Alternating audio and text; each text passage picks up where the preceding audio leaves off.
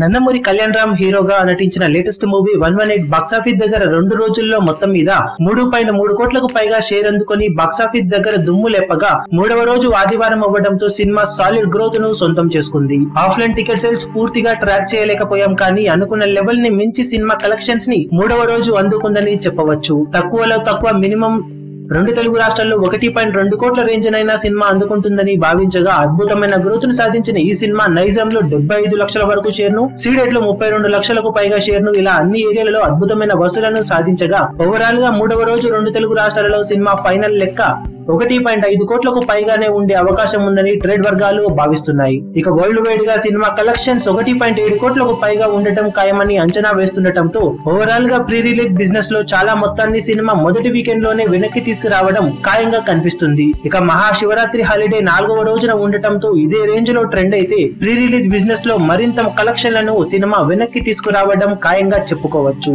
ఇక ఓవరాల్ గా సినిమా 3 రోజుల అఫీషియల్ కలెక్షన్ వివరాలను అతి త్వరలోనే అప్డేట్ చేస్తాం. ఈ వీడియో మీకు నచ్చినట్లయితే లైక్ చేయండి, షేర్ చేయండి, ఛానల్ ను సబ్స్క్రైబ్ చేయడం మర్చిపోకండి. ఏ చిన్న అప్డేట్ ను మిస్ అవ్వకూడదు అనుకుంటే బెల్ ఐకాన్ ని ప్రెస్ చేయండి.